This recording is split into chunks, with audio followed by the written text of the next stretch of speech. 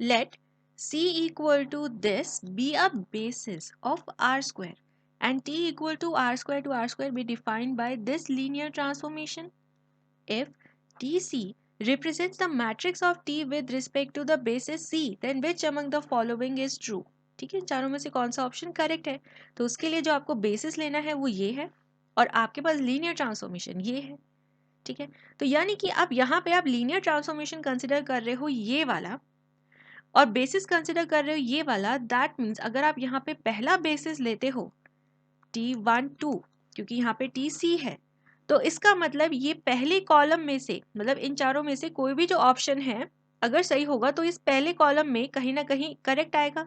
तो हम वेरीफाई कर लेते हैं। तो वेरीफाई करने के लिए आपको क्या करना है, सबसे पहले देखो आपने बेसिस यहाँ पे लिख दिया, बिल्कुल ठीक। अब यहाँ पे लीनियर ट्रांसफॉर्मेशन के लिए आपको ये कंडीशन अप्लाई करनी है। ठीक है, तो यानी कि जब आप इसको अप्लाई करोगे तो आपके पास ये x बन जाएगा 1 और y बन जाएगा 2। तो यानी कि ये आपके पास आ जाएगा x प्लस वाई यानी कि 1 प्लस 2। ठीक है, सिमिलरली यहाँ पे कंडीशन अप्लाई करेंगे तो आपके पास आ जाएगा 3 माइनस 3। बिल्कुल ठीक है। अब यहाँ पे नेक्स्ट कंडीशन ये देखनी है कि इन चारों ऑप्शंस में से कोई एक ऑप्शन है जहाँ पे ये मैच कर रहा है, तो यानी कि आपको कोई ना कोई कॉलम कंसिडर करना है। अब देखो ये कॉलम और ये कॉलम तो सेम है, तो एक कॉलम आप कंसिडर कर लो -3 का, जिसमें क्योंकि ये बेसिस है तो देखो उसको आप कैसे लिखोगे, -3 इंटू बेसिस 1 2 प्लस यहाँ पे 3 है 2 1। बिल्कुल ठीक। अब यहाँ पे एक कंडीशन ये हो गई, यहाँ पे ही चेक करना है कि ये वेरीफाई कर रहा है, यानी दूसरी कंडीशन 3 और -3।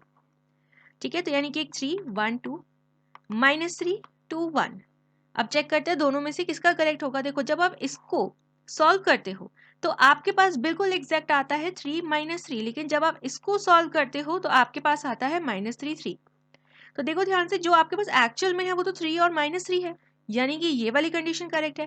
तो यानी कि जहाँ पे -3 और 3 है वो कंडीशन सही है, यानी कि ये दोनों में से कोई एक करेक्ट है, क्योंकि अभी सेकंड कॉलम बचा है देखने के लिए, और ये दोनों गलत हो गए।